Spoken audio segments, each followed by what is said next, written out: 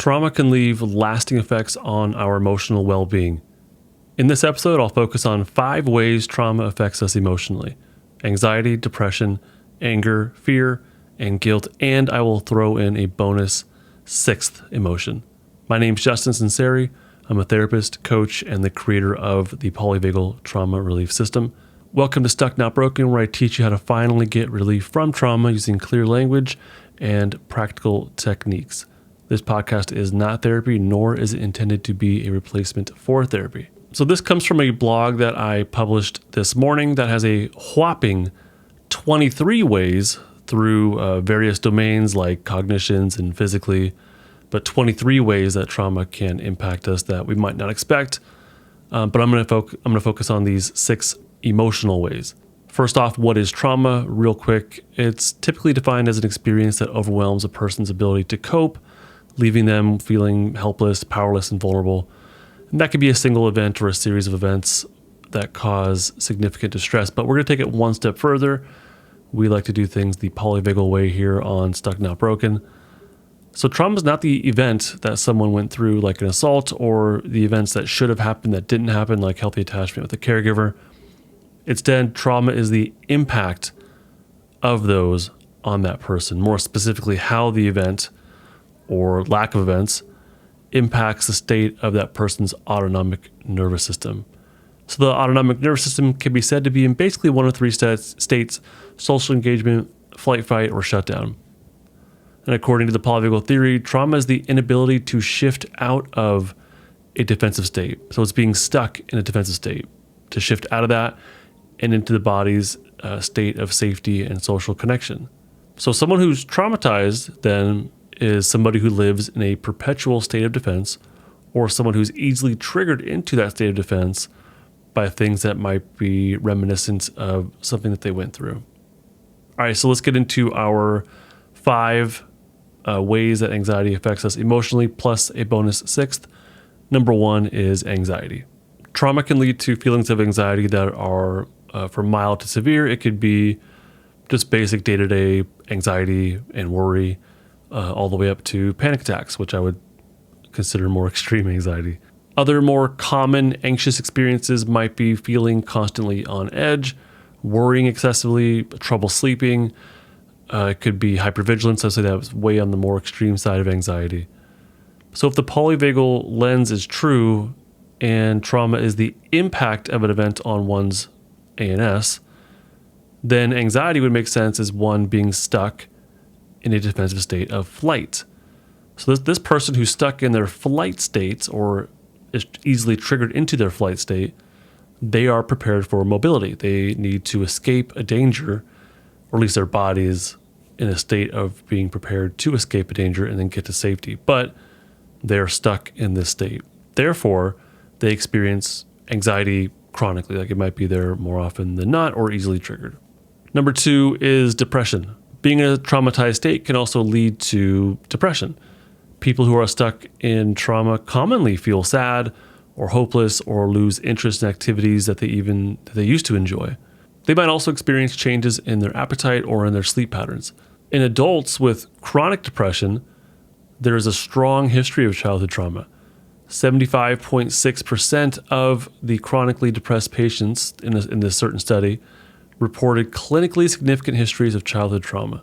And 37% of the chronically depressed patients reported multiple childhood traumatization incidents. And experiences of multiple traumas or multiple traumatic incidents also led to significantly more severe depressive symptoms. I'll put my links in the description for my research.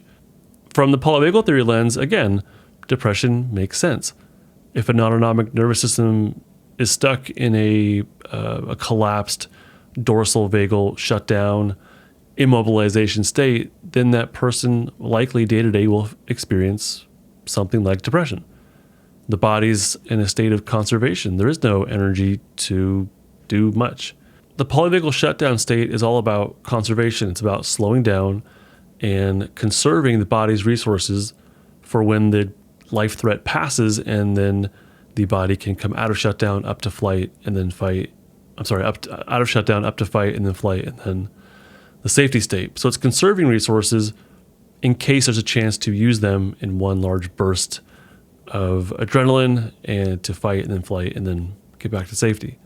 There's also the benefit of biologically slowing down. The benefit of that could be to appear dead in a life-threatening situation. If the organism appears dead, then the predator or the danger might pass it by.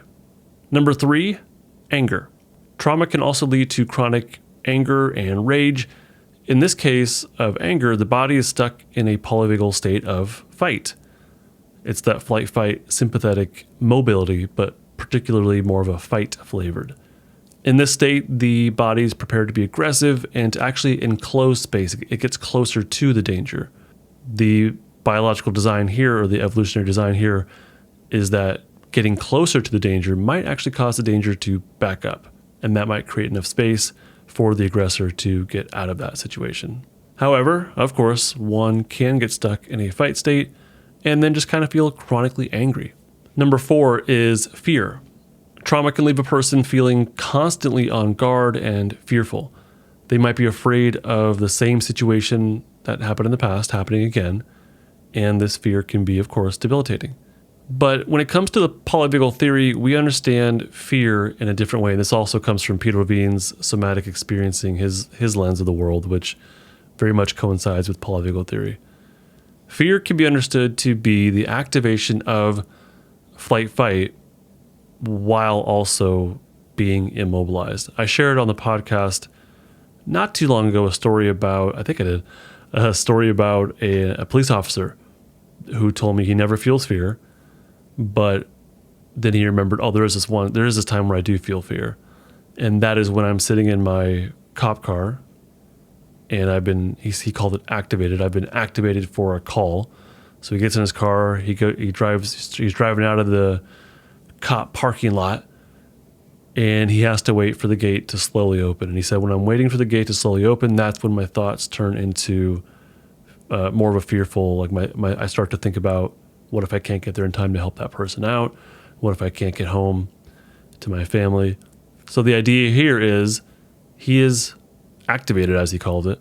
He is in his flight-fight state, but then that slow-moving gate immobilizes him, which turns that flight-fight energy into fear. And then his thoughts change, and he starts to think about things around his fear. In trauma, then, when someone is activated for running away or fighting, but then immobilized, that flight-fight energy can get locked in their system. And as it gets triggered, it might feel like fear because it's still locked in the system, especially when it's triggered by cues that are similar to that situation where they got frozen or locked in the system in the first place. It doesn't have to be an exact replica of what happened. It could be something like if a sexual assault survivor is suddenly hugged by someone and they weren't expecting it, that touch may trigger their frozen flight-fight energy and may send them into a fearful, moment, turning into a rage or panic. Number 5 is guilt. This is something I've always found to be peculiar in a way, but it makes sense, but it is complex. People who live in trauma may feel guilty. To me, guilt suggests that there is wrongdoing. And when in my work with traumatized individuals as a therapist, they're not at fault for what got them into a traumatized state.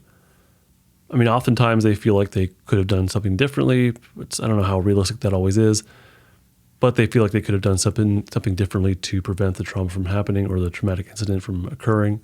Or they may have been in a situation or multiple situations where they were manipulated into thinking that they were willingly partaking in something, or maybe the truth came out. They told someone the truth came out in some way, and then that person who was the victim, after they brought out the truth, they may have been taught that they were the cause of whatever it was.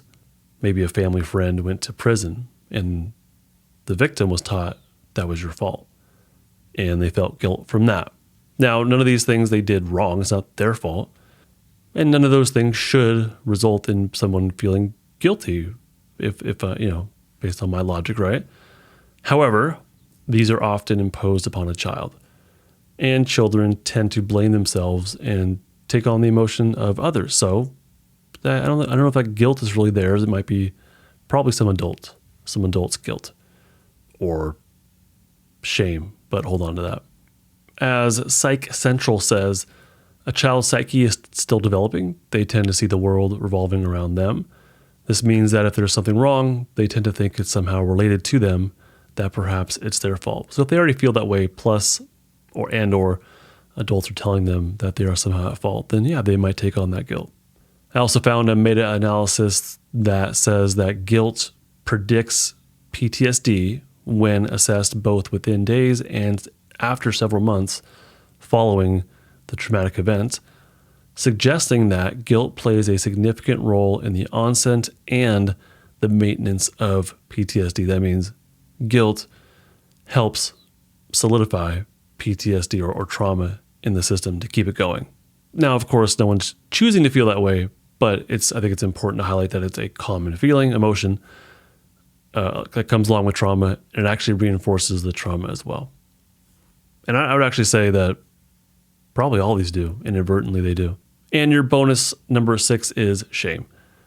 So just like guilt, shame is a very common experience of those living with trauma, especially through certain types of trauma or traumatic incidents like sexual assault, sexual abuse. Something that I see with my clients often is that they confuse shame and guilt. Guilt's the experience of doing something wrong, like in your behavior or your choices that you've done something wrong. I say shame is an experience that you are wrong or broken, or that not what you did, but who you are at the very core of yourself. And shame often comes with feelings of disgust, grossness, dirtiness, and again, very often a result of sexual trauma.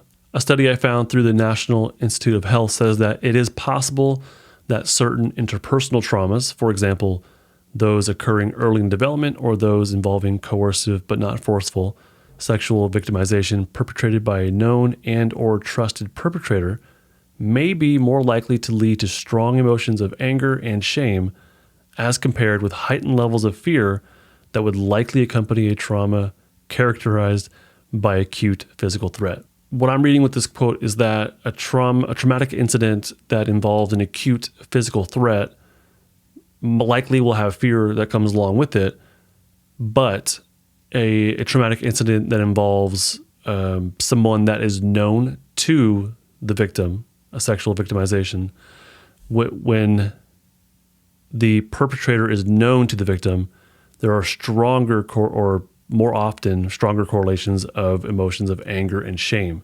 compared to the fear that would come along with an acute physical threat. So there you go. There are your 5 and a bonus 6th emotional impact of trauma. If you found this podcast to be helpful, this little episode here, then I think you'll love Polyvagal 101. That is a course that I created for you. It dives deeper into the polyvagal theory and into trauma. You will learn much more about your stuck state and how it affects you daily. You will learn the polyvagal theory clearly and simply in under 2 hours. You can find more information about the course in the episode description or on my website, justinlmft.com/polyvagal-clarity. justinlmft.com/polyvagal-clarity. I do have a nifty gifty for you as well. And actually, this will be great if you sign up for my Polyvagal 101 course, or if you're just taking in my free content. I have something called the Polyvagal Checklist, and this is something that you just sign up for my email list and you print it out and use it as a guide or as a checklist for all of the polyvagal info that I listed on there on the checklist. As you're learning about this stuff through either my free content and or the paid course, just check it off as you list or as you learn about it. And then as you check things off, go to the next thing on the list. You can use it as a guide to learn about the next piece of the polyvagal theory. This really fits in with the first phase of trauma recovery as I see things, which is getting accurate knowledge about what the heck happened. Not just what happened, but who you are and what it means to be you and why you are the way you are. So it's really laying that foundational knowledge, and Polyvagal 101 is the first phase of my trauma recovery system.